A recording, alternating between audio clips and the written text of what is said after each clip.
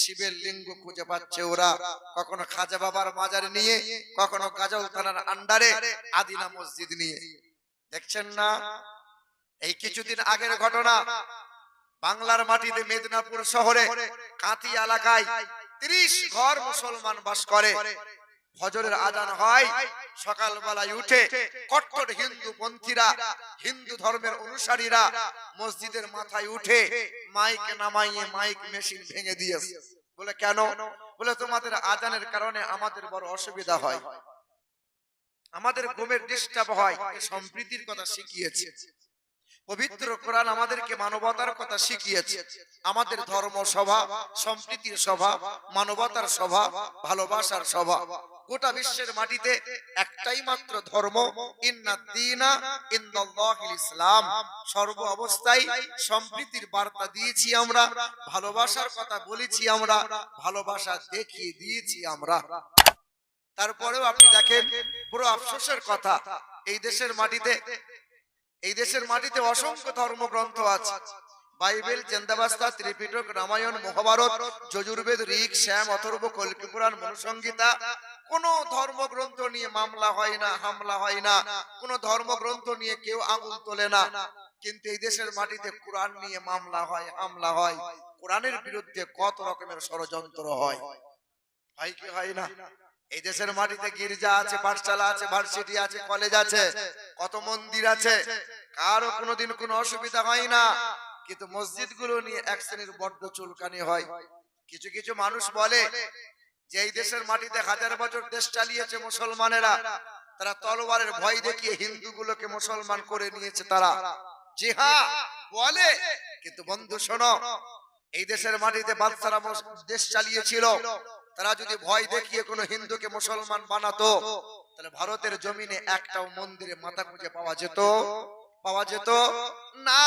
তবে বাদশারা ভুল করেছিল, বাদশা হয়েছিল মুসলমান, কিন্তু মন্ত্রী পদটা হিন্দুকে দিয়েছিল, মসজিদ বানিয়েছিল তারা সম্প্রীতি বজায় রাখতে গিয়ে, পাশাপাশি মন্দির বানিয়ে দিয়েছিল তারা ভুল করেছিল। তাই তো জ্ঞানবাপী মসজিদের ভিতরে শিবের লিঙ্গ খুঁজে পাচ্ছে ওরা, কখনো খাজা বাবার মাজার নিয়ে, কখনো গাজল থানার আন্ডারে আদিনা মসজিদ নিয়ে। দেখছেন না? এই কিছুদিন আগের ঘটনা, বাংলার মাটিতে মেদিনীপুর শহরে কাঁথি এলাকায় 30 ঘর মুসলমান বাস করে। ফজরের আজান হয়, সকালবেলায় উঠে কট্টর হিন্দু পন্থীরা, হিন্দু ধর্মের অনুসারীরা মসজিদের মাথায় উঠে মাইক নামাইয়ে মাইক মেশিন ভেঙে দিয়েছে। বলে কেন? বলে তোমাদের আজানের কারণে আমাদের বড় অসুবিধা হয়, আমাদের ঘুমের ডিস্টার্ব হয়। ঘন্টা বাজতো, কারো কোনোদিন কোনো অসুবিধা হয়নি, কিন্তু এখন অসুবিধা হয়। রাজনীতি সুসুরি পেয়েছে তারা, রাজনীতি উস্কানি পেয়েছে ওরা। মুসলমান সোনার টুকরো বন্ধুরা, আগে একটা সময় ছিল, ভোরের বেলায় আজান হতো, হিন্দু ঘরের বৌমা নিজের ছেলেকে উঠিয়ে দিয়ে বলতো, বাবা পড়তে বস, মসজিদে আজান হয়েছে, কদিন পরে পরীক্ষা আছে। মাঠে ক্ষেত জমিতে যখন কাজ করতে যেত, হিন্দু বলো, খ্রিস্টান বলো, সাঁওতাল বলো, আজান শুনে তারা কাজের ছুটি নিয়ে বাড়ি আসতো। জি, কবি বলেন, এদেশে আল্লাহু আকবারের সুরে সূর্য ওঠে, এদেশে আল্লাহু আকবারের সুরে সূর্য ডোবে, এদেশে আল্লাহু আকবারের সুরে সূর্য ওঠে, এদেশে আল্লাহু আকবারের সুরে সূর্য ডোবে, এদেশের মোল্লা মাঝি কিষান মজুর সবার ঠোঁটে শোনরে লা ইলাহা ইল্লাল্লাহর জিকির ওঠে, এদেশের মোল্লা মাঝি কিষান মজুর সবার ঠোঁটে শোনরে লা ইলাহা ইল্লাল্লাহর জিকির ওঠে, ঈমানের দপ্ত আগুন জ্বলছে সবার বুকে বুকে, সে আগুন দেশে হতে দেশে দেশান্তরেও জ্বালতে হবে, এদেশে আল্লাহু আকবারের সুরে সূর্য ওঠে, এদেশে আল্লাহু আকবারের সুরে সূর্য ডোবে, এদেশের গঞ্জ গ্রামে খোদার নামে তসবিহ হাতে, এদেশে গঞ্জ গ্রামে খোদার নামে তসবিহ হাতে কত পীর আউলিয়াদের অশ্রু ঝরে গভীর রাতে। এদেশের মিনার হতে মুয়াজ্জিনের আজান শুনে কোটি পীরান ধুলাই পড়ে সিজদা পড়ে খোদার শনে। এদেশের সবুজ মাঠে সবুজ বনে সবুজ ঘাসে মদিনার সবুজ মিনার ঝলসে ওঠে দুই নয়নে। এদেশে আল্লাহু আকবারের সুরে সূর্য ওঠে, এদেশে আল্লাহু আকবারের সুরে সূর্য ডোবে। বলো সুবহানাল্লাহ। জি হ্যাঁ, সব সময় আমরা সম্প্রীতির বার্তা দিয়েছি। জি, দয়া রাসূল মায়ার নবী হাবিবে কিবরিয়া জীবন ভর তিনি ভালোবাসা দিয়ে দিন ধর্ম প্রচার করেছিলেন। শুনে থাকবেন আপনারা, নবী আমার নিজ হাতে তৈরি করলেন মসজিদে নববী। মাগরিবের নামাজটা আদায় করে মসজিদে নববী থেকে বার হয়েছেন, লক্ষ্য করে দেখছেন এক দল কিছু মানুষ দাঁড়িয়ে আছে। নবী সামনে গিয়ে জিজ্ঞাসা করছেন, বাবা তোমরা কারা বাবা? বলে আমরা বিদেশ থেকে এসেছি পেটের দায়ে ব্যবসা করতে, আমরা খ্রিস্টান, আমরা ইহুদি, আমরা অমুসলিম। নবী আমার বলছেন, বাবা আমি তো জাতপাতের কথা জিজ্ঞাসা করি নাই। এ বাবা, আমাদের দেহের রক্তের রং যা, হিন্দুদের রক্তের রং তো তাই না। আমাদের তো দেহের রক্তের রং সবুজ নাকি? ওই যে মালদা পার করে গাজলে দাঁড় করিয়েছিলাম বেশ কয়েক মাস আগে, গাড়িটা দাঁড় করিয়েছি, চায়ের দোকানে চা খাবো বসেছি, আর একজন হিন্দু ছেলে বলছে মুসলমানদের রং হলো সবুজ আর আমাদের হিন্দুদের রং হলো লাল। আরে কি নাম কি? বলে আমার নাম সুকুমার। আর হিন্দুদের রং যদি লাল হয় আর মুসলমানদের রং যদি সবুজ হয়, তা তরমুজটাকে হিন্দু বলবি না মুসলমান বলবি বল? ওর ভেতরটা সবুজ, ভেতরটা লাল তো উপরটা সবুজ। তখন বলছে আসছি পরে দেখা হবে। আমি যা দেখা কর। এ বাবাজিরা ভাইরা আমার, সোনার টুকরো বন্ধুরা, নবী বলছেন, বাবা আমি তো জাতপাতের কথা জিজ্ঞাসা করি নাই, পেটের দায়ে ব্যবসা করতে এসেছো।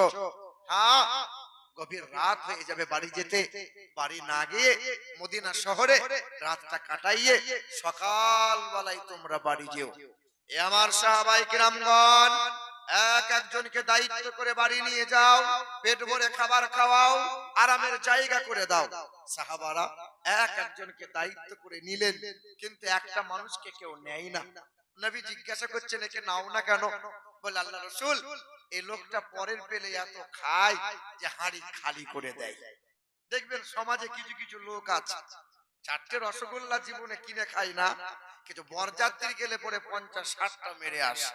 চায়ের দোকানে পায়ের উপর পা তুলে বলে 50টা মেরে এলাম। শালা অল্প দিনে সুগার হয়ে মরবি যে। এ বাপ, পরের পেয়ে বেশি খাবেন না, এই অভ্যাস ত্যাগ করবেন। জি, নবী বললেন এই মানুষকে কেউ নেয় না, আমি নেব। নবী বাড়ি নিয়ে গেলেন, তাকে খাবার খেতে দিয়েছেন, খাবার খাই, এত পরিমাণে খাবার খাই, নবী যতবার দেয় ততবার নেয়, কোনো সময় না বলে না। কারণ তার মনে মনে ধারণা আমি এমন করে খাবো, হাঁড়ি খালি করব, নবী যেন খেতে পায় না। জি হ্যাঁ, গলা পর্যন্ত খেয়ে নিয়েছে, খাবার খালি। রাত হয়ে গেল, মানুষটাকে আরামের জায়গা করে দিয়ে নবী আমার মসজিদে নববীতে চলে গেলেন।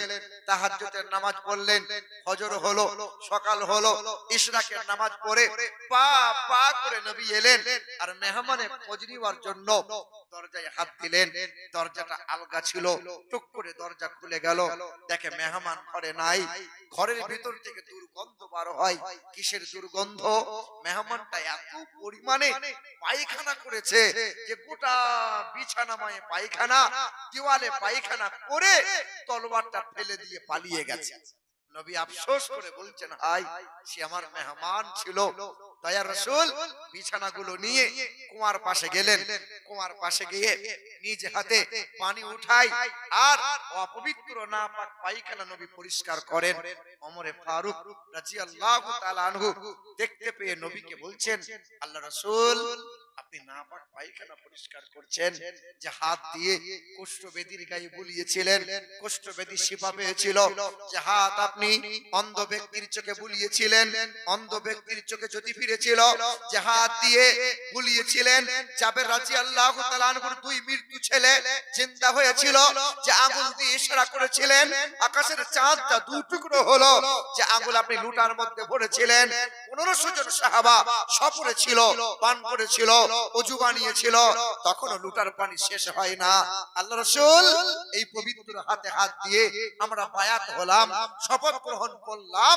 আল্লাহ রাসূল আজকে আপনি নাপাক পায়খানা পরিষ্কার করছেন হাত দিয়ে, দেন না, আমাকে দেন। রাসূল বলছেন, না বাবা, এই কাজটা আমাকেই করতে দাও। নবী পায়খানা পরিষ্কার করছেন আর বললেন, বাপ, আমার মেহমানটাকে একটু নিয়ে এসো বাবা, তাকে একটু হাত ধরে মাপ চেয়ে নেব। ওমরে ফারুক দৌড়ে গেলেন, মেহমানের হাতটা ধরে টানতে টানতে নিয়ে আসছে, থরথর করে কাঁপছে, কারণ ওমর ধরে নিয়ে আসছে। ওমর নরম মানুষ না গরম মানুষ? বড্ড গরম মানুষ। এর মনে মনে ধারণা, আমার দেহের মাথা আর থাকবে না। আল্লাহ রাসূল পায়খানা পরিষ্কার করে হাতটা ধুয়ে মেহমানের হাতে হাত রেখে বলছেন, বাবা, তুমি আমাকে মাফ করে দিও, তুমি আমার মেহমান ছিলে, যদিও তুমি অমুসলিম ছিলে, তুমি আমাকে ক্ষমার দৃষ্টিতে দেখো। আর তুমি যে তলোয়ারটা ফেলে দিয়ে গিয়েছিলে, তলোয়ারটা নিয়ে এবার তুমি বাড়ি চলে যাও। ওই মানুষটার চিন্তা উদয় হয়েছে, মানবতার বন্ধু, বিশ্বের সভাপতি, মানব জাতির কল্যাণকর্তা, বিশ্বের প্রধান সেনাপতি, বিশ্বের প্রধান বিচারপতি, বিশ্বের অর্থমন্ত্রী, বিশ্বের ন্যায় রাষ্ট্রমন্ত্রী, পররাষ্ট্রমন্ত্রী, সর্বোপরি বিশ্বের মহান নেতা মহানবী জনাবে মুহাম্মদ রাসূলুল্লাহ, তিনি আমার পায়খানা পরিষ্কার করে আবার হাতটা ধরে বলছেন, আমাকে maaf করে দাও। ছুটে এসে মানুষটা বলেছিল, আল্লাহ রাসূল, আমি অপরাধ করেছিলাম, আমার মনে মনে ধারণা ছিল এমন করে খাবো আপনি যেন খেতে না পান, আমার অপরাধ ছিল। পৃথিবীতে অনেক এই চর্মার চোখে, এই চামড়ার চোখে অনেক ধর্মগুরু দেখেছি, অনেক মুনি ঋষির কথা আমি শুনেছি, কিন্তু আজকে আমি তাকে দেখলাম, তিনি মানবতার বন্ধু, কল্যাণকর্তা, বিশ্বের মহান নেতা, আল্লাহর পেয়ারা বন্ধু জনাবে মুহাম্মদ রাসূলুল্লাহ। নবীর কদমটা বুকে আঁকড়ে নিয়ে বলেছিলেন, আল্লাহ রাসূল, আমাকে কদমের তলায় একটু জায়গা করে দেন না, আমি আর দেশে যাব না, আমি আর বাড়ি ফিরবো না। নবী বলেছিলেন, কি চাইছো বলো?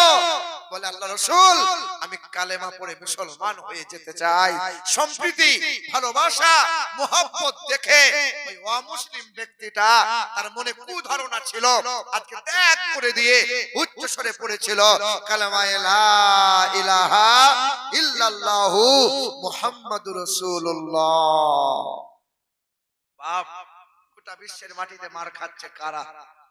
বলো, গোটা বিশ্বের মাটিতে মার খাচ্ছে কারা? মরছে কারা? আমরা মুসলমানরা। কারণ কি? আল্লাহ পাক পবিত্র কোরআনে বলছেন, এ আমার বান্দা বান্দিরা, কেউ তোমাদের মারতে পারবে না, কখনো তোমরা লজ্জিত হবে না, কেউ তোমাদের অপদস্থ অপমান করতে পারবে না। আমি আল্লাহ পাকের ঘোষণা, মা আতাকুমুর রাসূলু ফাখুযুহু ওয়া মা নাহাকুম আনহু ফান্তাহু।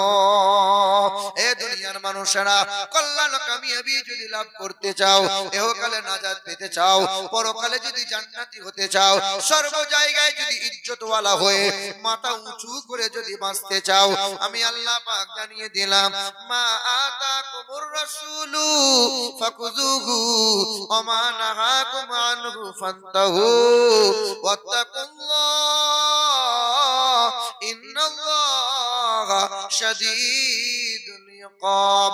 কোরআন শরীফের পারা নম্বর 28, সূরার নাম সূরা হাশর, আয়াত নম্বর 7, লাইন নম্বর 6।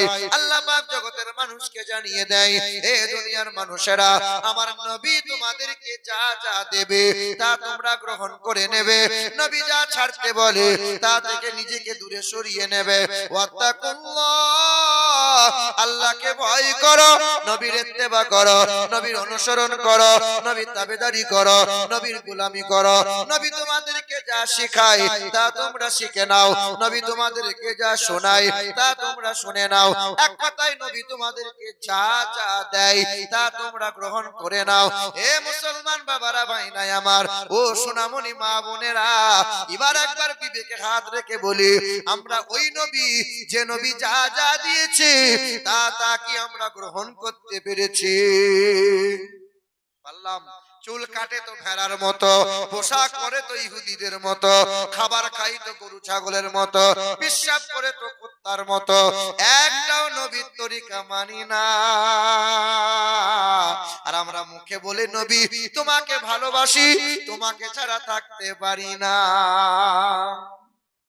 গত পরশুদিন ছিলাম ওই যে আপনার ইটাহারে, ছেলেগুলো সব গোল করে ধরে নিয়ে যাচ্ছে, নারে তাকবীর, নারে তাকবীর, লড় চিৎকার করছে। আমি যুবকের হাতটা ধরে বললাম, বাপ পিশাব করে পানি নিয়েছিস? বলে হুজুর আজকেই নিয়েছি। সারা বছর পিশাব পানি নাই, ওই একদিনে জলসা করে নারে তাকবীর করে ফাটিয়ে দিচ্ছে। নবী তোমার জন্য কলজে ফাটিয়ে দেবো, কিন্তু পিশাব করে পানি নেবো না। কি বলছে বলো? এ মুসলমান বাবারা, ভাইরা আমার, নবীর উম্মত হলো তারা খাবার শুরুতে বিসমিল্লাহ বলে খাই যারা, নবীর উম্মত হলো তারা ঘুম থেকে উঠে আল্লাহর শুকরিয়া আদায় করে যারা, নবীর উম্মত হলো তারা ঠান্ডা পানি দিয়ে ওযুটা বানিয়ে নিয়ে ফজরের নামাজে কাতারে দাঁড়িয়ে গেছে যারা, নবীর উম্মত হলো তারা মাথায় টুপি সুন্নতি দাড়ি রেখেছে যারা, নবীর আশিক হলো তারা নবীর সুন্নতের উপর জিন্দেগি অতিবাহিত করেছে যারা, নবীর উম্মত হলো তারা বাজারে গিয়ে লটারি কাটে যারা। তাই তো নাকি? হ্যাঁ, যুবক ছেলে প্রতিদিন যায় দোকানে। হ্যাঁ, আমার মতো হুজুরকে এক ভাই ফোন করে বলছে, হুজুর কোথায় আছেন? কেন? বলে হুজুর আপনাকে দিয়ে একটু দোকানটা উদ্বোধন করাবো। কিসের দোকান? বলে ইলাহি ভরসা লটারির দোকান। জুয়ার দোকানে হুজুরকে দিয়ে উদ্বোধন করাবে? আমি তো বাপ এসবে নাই, এটা হারাম কাজ। করি কি করে তোর জুয়ার দোকান উদ্বোধন? এই হুজুর যায় না তো অন্য মাল গিয়ে হ্যাঁ ফাতিহা করে দিয়েছে। কথা বুঝছেন? যুবক ছেলে প্রতিদিন যায় লটারির দোকানে যায় আর বলে আল্লাহ পড়ে না, আল্লাহ একটা দাগ মেরে দাও, আল্লাহ একটা দাগ যদি লেগে যায় 50,000 আমি নেবো, 50 তোমাকে দেবো। 20 দিন পরে কোন রকম ঠেকে গেছে 50,000। তো মাল বলছে আল্লাহ তুমি আমাকে বিশ্বাস করতে পারলে না, আমি কি তোমাকে 50 দিতাম না আল্লাহ? কথা বুঝছেন? এ মুসলমান সোনার টুকরো বন্ধুরা, লটারি কাটা, জুয়ার আসরে বসা, মদ্যপান করা, এগুলো সমপরিমাণ গুনাহ, যে গুনাহ আল্লাহ সহজে মাফ করে না। এটা মানুষের কাজ হতে পারে না, এটা শয়তানের কাজ। না না বন্ধু, এ কাজ করিও না। এ মুসলমান বাবারা, ভাইরা আমার, মাদার টরে যাকে দেখলে পরে, মাদার টরে যারা ভক্ত যারা, তাদের পোশাকে চলনে বলনে বোঝা যায় মাদার টরে যারা ভক্ত এরা খ্রিস্টান ধর্মের অনুসারী। তারা জীবনভর ক্রুশ চিহ্ন গলায় নিয়ে জীবন পার করছে ওরা। পুলিশকে দেখলে পোশাকে চেনা যায় পুলিশ, আর্মিকে দেখলে পোশাকে চেনা যায় ওটা আর্মি। স্বামী বিবেকানন্দের ভক্ত যারা গেরুয়া পোশাক পরে জীবন পার করছে ওরা। শ্রী চৈতন্যের ভক্ত যারা এই মাথার মধ্যে চুল লম্বা রেখে দিন কাটাচ্ছে ওরা। আমরা তো নবীর আশিক, নবীর উম্মত। কাল যখন সকাল হবে আর আমাদের পোশাকে চলনে বলনে বোঝা যাবে না এটা নবীর উম্মত, বোঝা যাবে। আজকে সব ফেরেশতা মনে হচ্ছে, মাথায় টুপি, সুন্দর পোশাক, কাল সকালে আর মনে হবে? বলো। এ বাবাজিরা, ভাইনাই আমার, স্বভাবগুলো পশু পক্ষীর মতো করে নিয়েছি বাবা। গরু ছাগল কুকুর বিড়াল এদেরকে পেশাব করে পানি নিতে হয় না। গরু ছাগল কুকুর বিড়াল রাতের বেলায় জৈন মিলনের পরে ফরজ গোসল করতে হয় না। আমরা মুসলমান নবীর উম্মত, মুসলমানের বাচ্চা হয়ে যদি পেশাব করে পানি না নেয় আর দাম্পত্য জীবনের মধুর মিলনের পরে ফরজ গোসল যদি না করে, মানুষের খাতায় পড়ে না। ওটা কুকুর বিড়াল গরু ছাগল ছাড়া অন্য কিছু হতে পারে না। গরু ছাগল দেখেও দেখতে পায় না, গরু ছাগল শুনেও শুনতে পায় না। কাল যখন সকাল হবে 2 ঘন্টার বয়ানটা আমিরুল ইসলামের শুনিয়ে দেবে। গরুর কানের কাছে মোবাইলটা লাগিয়ে বলবে, গরু বয়ানটা শোন। 2 ঘন্টা যদি বয়ান শোনানো হয়, আপনার গরুটা কি বুঝবে? কাল সকালে গরুকে বলবেন, গরু 3 দিনের জন্য শ্বশুর বাড়ি যাব, 3 দিন বাড়ি আসবো না। বারান্দায় ঘাস আছে, পিছনে বাথরুম আছে, ঘাস খাবি, 2 টাইম বাথরুম যাবে। গরুকে যদি 3 ঘন্টা বয়ান করা হয়, 4 ঘন্টা ধরে যদি এমন করে বোঝানো হয়, আপনার গরুটাকে শুনবে? ওটা গরু, ওটা অবলা প্রাণী। গরু ছাগল দেখেও দেখতে পায় না, শুনেও শুনতে পায় না। কত মানুষ কষ্ট পায়, কত মানুষ আঘাত পায়, কত মুসলমান অত্যাচারিত হয়, কত মুসলমান মার খায়। এই বেটা শুনেও বলে, যে মার খাচ্ছে খাক না কেন, আমি তো ভালো আছি। গরু ছাগলের স্বভাব নিয়ে যার বেদনা মায়া অন্তরে জাগে না, মুসলমানের প্রতি যার মায়া জাগে না, ওই ব্যক্তিটা কখনো মানুষের খাতায় পড়ে না। লাহুম কুলুবুল্লাহ ইয়াফকাহুনা বিহা ওয়া লাহুম আইনুল্লাহ ইবসিরুনা বিহা ওয়া লাহুম আযানুল্লাহ ইয়াসমাউনা বিহা উলাইকা কাল আনআম। বুঝেও বুঝে না যারা, বিবেক আছে বোঝে না, দেখেও দেখে না যারা, চোখ আছে দেখে না, শোনেও শোনে না যারা, কান আছে শোনে না, উলাইকা কাল আনআম, তারা হলো 4 পায়ে গরু ছাগল, কুকুর বিড়ালের চাইতে খারাপ। তারা মানুষের খাতায় পড়ে না, এটা মহান মালিকের ঘোষণা। নবীর উম্মত হলো তারা, সুখে দুঃখে এক আল্লাহকে স্মরণ করে যারা। আপনাদের ভুট্টা চাষ ভালো হয়, ভুট্টা, এই তো যাকে মাকাই বলেন আপনারা। আমাদের বর্ধমান জেলায় ধান ভালো হয়। তো যে সময় ধান ফলন ভালো হয়, আমরা মৌলভী সাহেবরা মাদ্রাসা মসজিদের জন্য একটু কালেকশন করতে যাই। বাপ চাষা, ফসল তো ভালো হয়েছে, 2-1 বস্তা ধান মসজিদে দাও, মাদ্রাসায় দাও। তো মুরব্বি বলে, চাষ কি ফলন কি এমনি এমনি হলো? চাষ করা শিখতে হয়েছে। চাষি ভালো তাই ফলন ভালো হয়েছে। আল্লাহ বলছে, দাঁড়া, তো সব ধান সব জমি সাদা করে দেবো।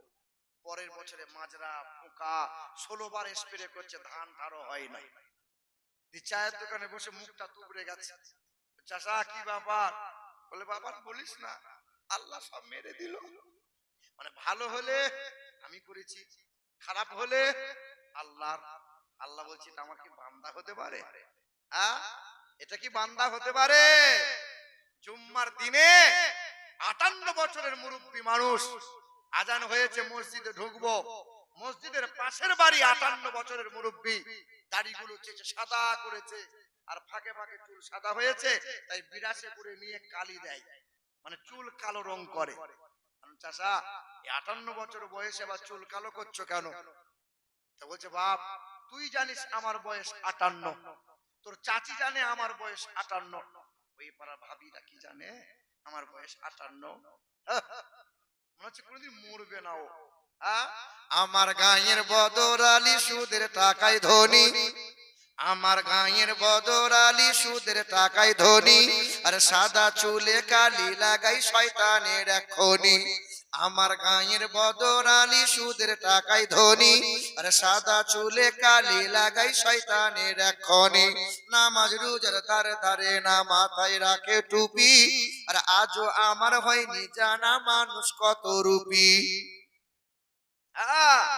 জুম্মাবারের মুসল্লি সে সামনে গিয়ে বসে, সারা রমজান মাস দেখবে রোজা রাখে না, ঈদের দিনে একদম মৌলভী সাহেবের গায়ে গা লাগিয়ে বসে, মনে হচ্ছে গোটা রোজার মাস রোজা সব ও রেখেছে।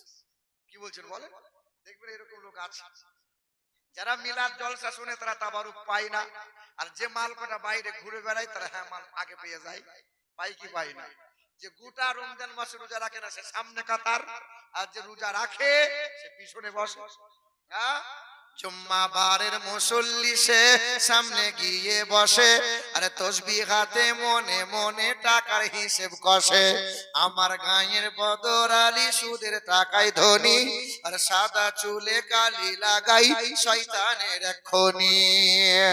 এ মুসলমান বাবারা ভাইরা আমার, ও সোনার টুকরা বন্ধুরা আমার, শুধু মানুষেরা, আল্লাহ পাক রব্বুল আলামিন জানিয়ে দিলেন, এ দুনিয়ার মানুষেরা, কল্যাণ ও কামিয়াবি যদি লাভ করতে চাও, সব জায়গায় যদি ইজ্জত ওয়ালা হতে চাও, আমি আল্লাহ পাকের ঘোষণা, মা আতাকুমুর রাসূল ফাকুযুহু ওয়া মা নাহাকুম আনহু ফান্তাহু।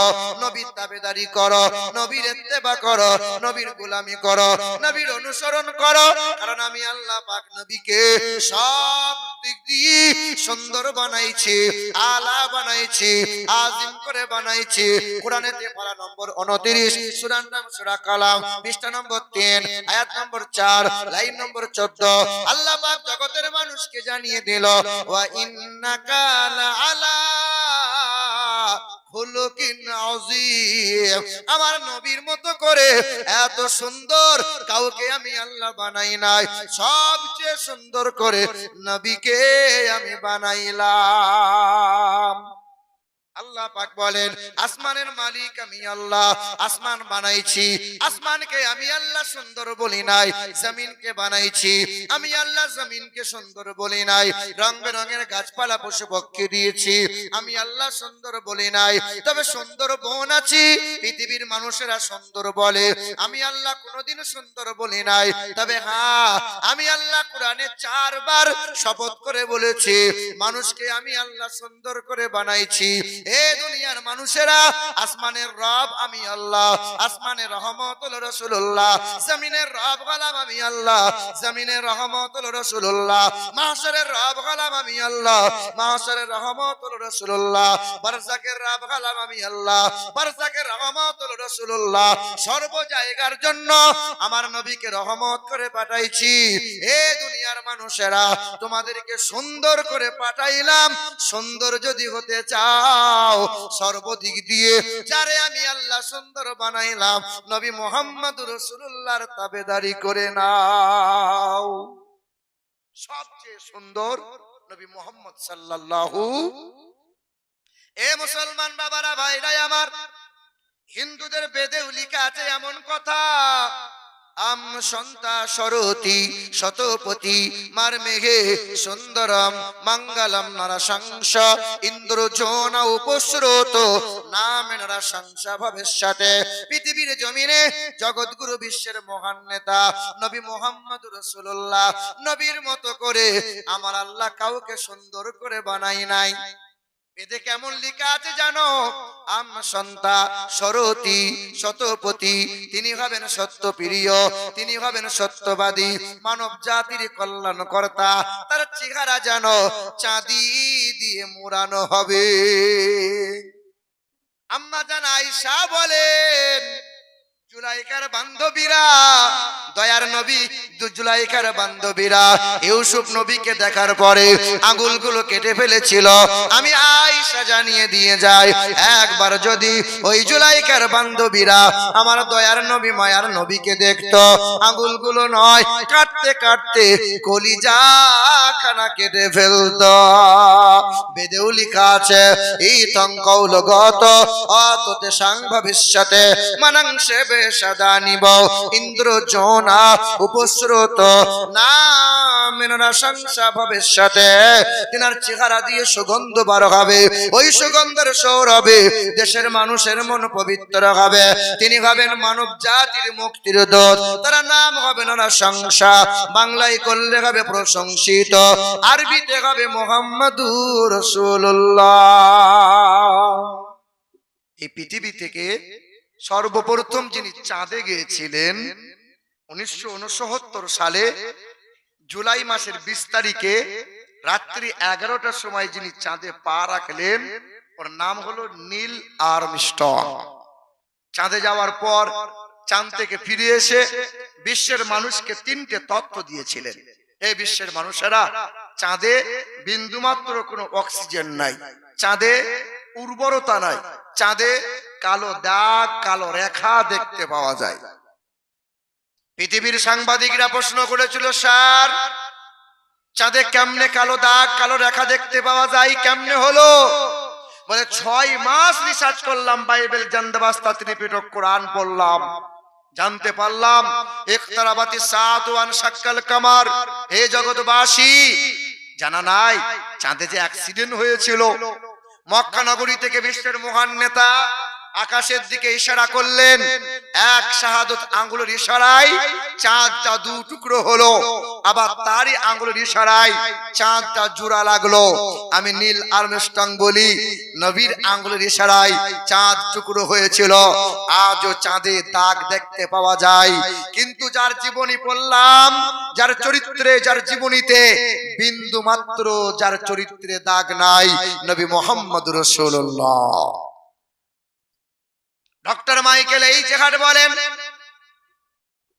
আমেরিকা দেশের বিখ্যাত লেখক ডক্টর মাইকেল এইচ হার্ট, তিনি একটি গ্রন্থ লিখলেন, দ্য 100। গোটা বিশ্বের মাটিতে সুনাম অর্জন করে নিল। 100 ভালো ভালো মানুষের জীবনী লিপিবদ্ধ করলেন তিনি। ওই ডক্টর মাইকেল এইচ হার্টকে প্রশ্ন করা হয়েছিল, স্যার আপনি তো খ্রিস্টান ধর্মের মানুষ, খ্রিস্টান ধর্মের মানুষ হয়ে যিশুর গুণগানটা প্রথমে কেন করলেন না? আব্রাহাম লিঙ্কনের জীবনী কেন লিখলেন না? গুরু নানকের জীবনী কেন লিখলেন না? 100 ভালো ভালো মানুষের জীবনী লিপিবদ্ধ করলেন। সর্বপ্রথমে যার জীবনী দিয়ে শুরু করলেন, তিনি হলেন নবী মুহাম্মদুর রাসূলুল্লাহ। ওই ডক্টর মাইকেল এইচ হার্ট বলেছিলেন, পৃথিবীর জমিনে মানব জাতির মুক্তির দূত, মানবতার বন্ধু, বিশ্বের মহান নেতা, যিনি জীবনে কখনো কোনোদিন একটাও মিথ্যা কথা বলেন নাই, যীশু খ্রিস্ট নয়, আব্রাহাম লিঙ্কন নয়, গুরু নানক নয়, মহাবীর নয়, বালক ব্রহ্মচারী নয়, স্বামী বিবেকানন্দ নয়, গৌতম বুদ্ধ নয়, যিনি জীবনে মানবের মানব অথবা দানবের সঙ্গে কখনো জবান বা হাতের দ্বারাই দুর্ব্যবহার করেন নাই, পশু পক্ষীকে আঘাত দেন নাই, তিনার মতো এত সুন্দর মহামানব পৃথিবীর জমিনে 2টা পাবে না। তাই সুন্দর দিয়ে শুরু করলাম, মানুষ যাতে গোটা বইটা পরিপূর্ণ ভাবে পড়ে। বলে সুবহানাল্লাহ। নবীজির মতো সুন্দর আর কেউ হতে পারে না।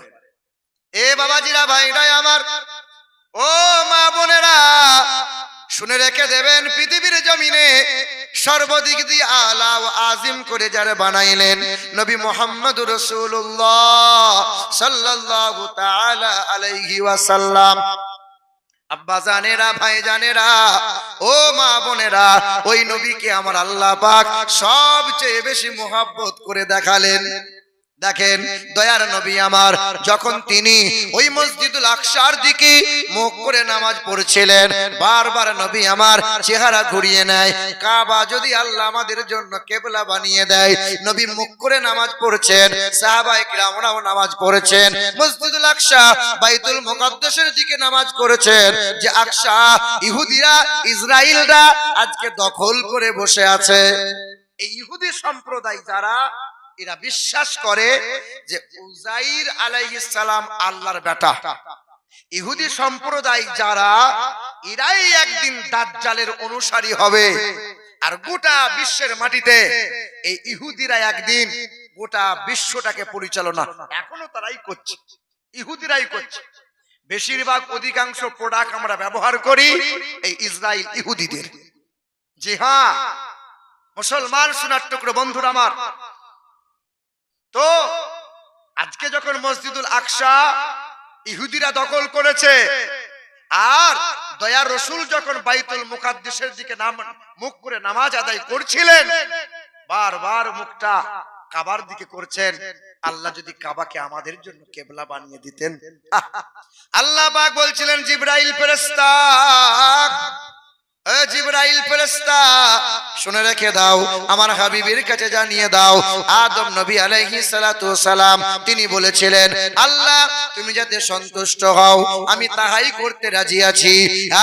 নূহ নবী আলাইহিস সালাম বলেছিলেন, আল্লাহ তুমি যাতে সন্তুষ্ট হও আমি তাহাই করতে রাজি আছি। ইব্রাহিম নবী বলেছিলেন, আল্লাহ তুমি যাতে রাজি আছো আমি তাহাই করতে রাজি আছি। সব নবী পয়গম্বরেরা আল্লাহর সন্তুষ্ট সন্তুষ্ট চেয়েছিলেন, আর আল্লাহ বলেছিলেন জিবরাইল জানিয়ে দাও আমার নবী যাতে সন্তুষ্ট, হাবিবের মোহাব্বতে আমি আল্লাহ তাই করতে রাজি আছি। আল্লাহ জানিয়ে দিলেন কদ নারা তাকাল্লুবা ওয়াজহিকা ফিস সামা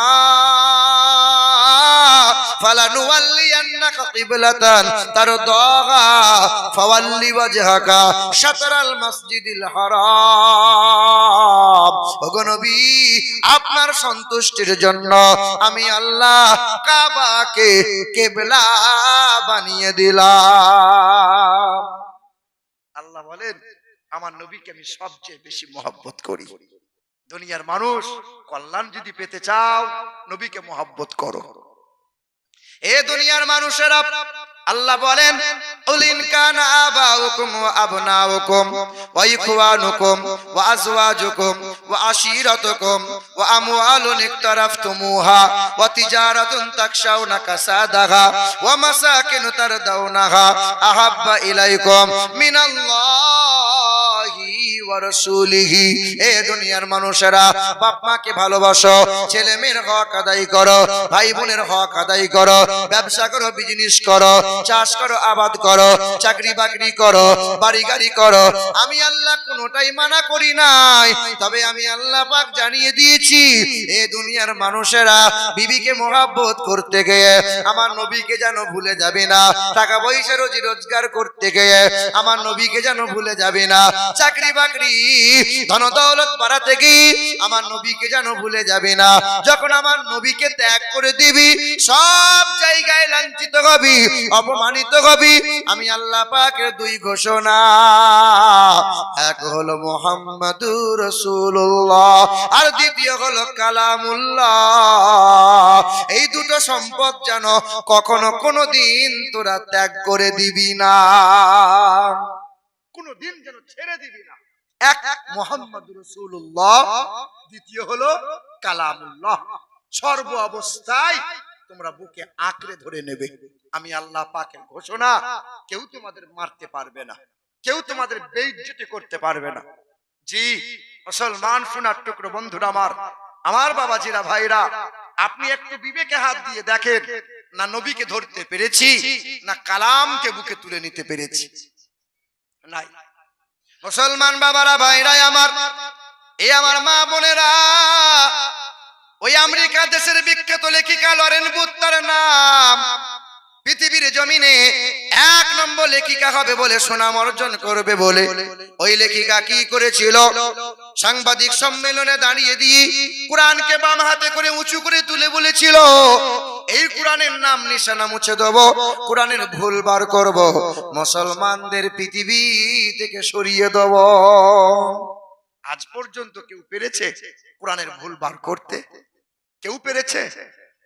যারা পণ্ডিত, যারা বামুন, যারা ব্রাহ্মণ, যারা বৈজ্ঞানিক, যে সমস্ত পণ্ডিত বুদ্ধিজীবীরা কোরআনের সাথে বেয়াদবি করতে চেয়েছিল, একদিন কোরআনের শীতল হাওয়া পেয়ে তারাই আবার কালেমা পড়ে কোরআন বুকে নিয়েছে। ইতিহাস, অহরহ ইতিহাস এইরকম সাক্ষ্য দেয়।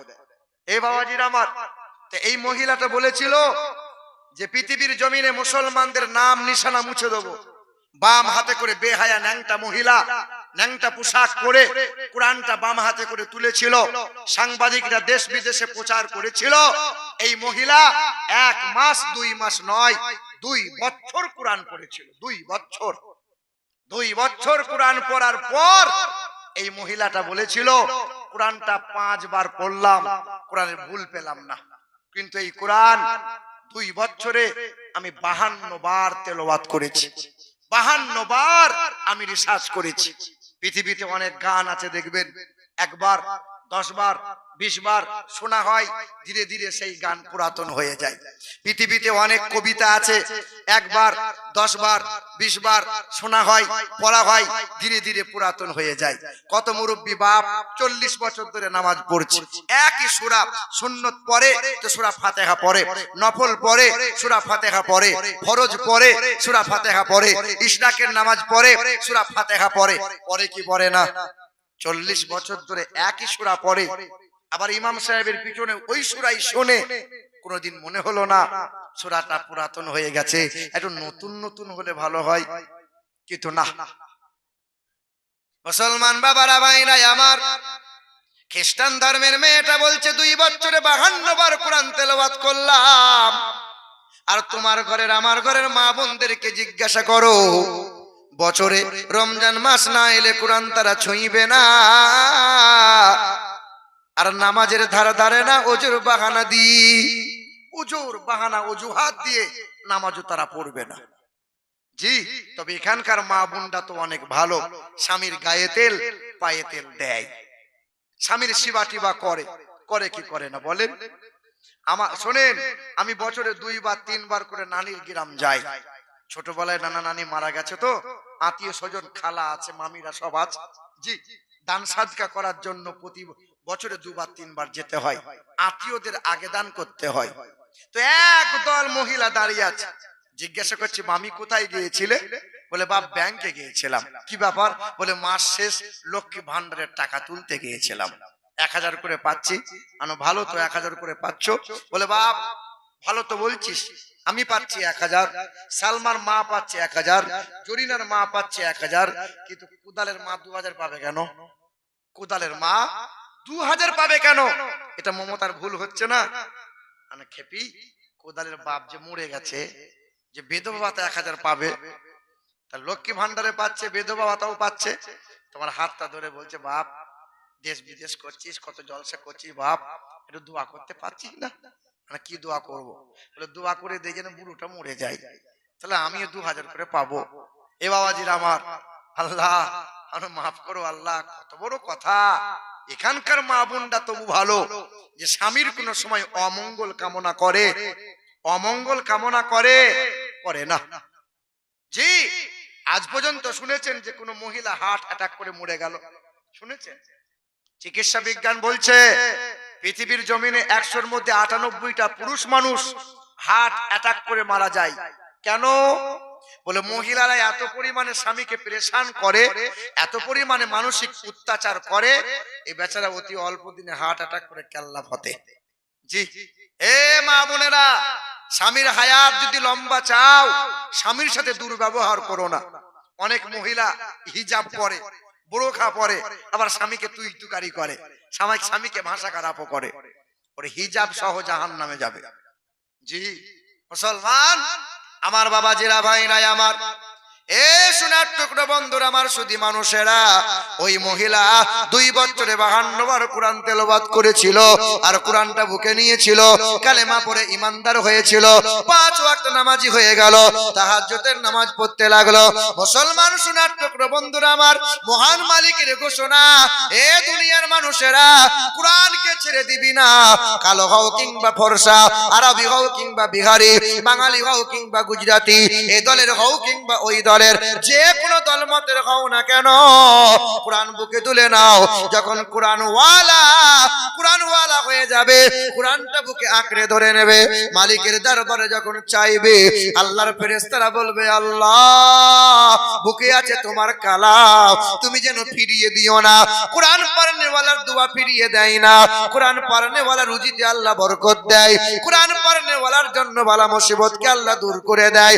যারা কোরআন পড়ে, শুধু মুসলমান নয়, এই দেশের মাটিতে হিন্দু বলো, খ্রিস্টান বলো, জৈন বলো, সাঁওতাল বলো, আদিবাসী বলো, দেখবে মাগরিব বাদ, নামাজ বাদ, কত শত হিন্দুর ঘরের মা বোনেরা বাচ্চা কোলে নিয়ে মসজিদের সামনে দাঁড়িয়ে যায়। কেন দাঁড়ায় জানো? তাদের বিশ্বাস ধারণা বামুনের কাছে ওই ফুঁকে কাজ হবে না, কারণ যার বুকে কোরআন আছে সে ফুঁক দিলে নাকি বাচ্চার কল্যাণ হয়, সে যদি ফুঁক দেয় জল পড়াতে কাজ হয়, সে যদি ফুঁক দেয় তেল পড়াতে কাজ হয়। কারণ হলো কোরআন, কোরআন, কোরআন। আল্লাহ বলেন, এক হলো মুহাম্মদুর রাসূলুল্লাহ, দ্বিতীয় হলো কালামুল্লাহ। ওয়াতাসিমু বিহাবলিল্লাহি জামিআও ওয়ালা তাফাররাকু, শক্ত করে ধরো, মজবুত করে ধরো। বুড়োরা কোরআন পড়ো, নওজওয়ানরা কোরআন পড়ো, ছোটরা কোরআন পড়ো, কালো ফর্সা কোরআন পড়ো, গরিব ধনী কোরআন পড়ো, যে দলের যে মতের হও না কেন, কোরআন যখন আঁকড়ে নেবে কেউ তোমাদের মারতে পারবে না। আর যখন যখন তোমরা কোরআন ছেড়ে দেবে, দুনিয়ার সম্পদকে বেশি প্রয়োজন মনে করে নেবে, তখন তোমরা লাঞ্ছিত হবে, পদদলিত হবে। এটা মহান মালিকের ঘোষণা।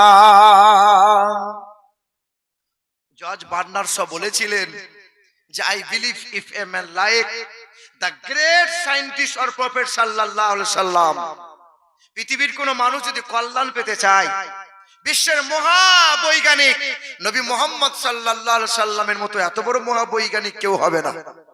ডক্টর হরপ্রসাদ শাস্ত্রী বলেছিলেন বিশ্বের মহান নেতা নবী মুহাম্মদ সাল্লাল্লাহু আলাইহি সাল্লাম 1934 সালে কবিগুরু রবীন্দ্রনাথ ঠাকুর বলেছিলেন, আমার জানা মতে সবচেয়ে মহান ব্যক্তি, ইসলাম ধর্মের গুরু, জগৎগুরু, কল্যাণকর্তা নবী মুহাম্মদ সাল্লাল্লাহু আলাইহি ওয়াসাল্লাম।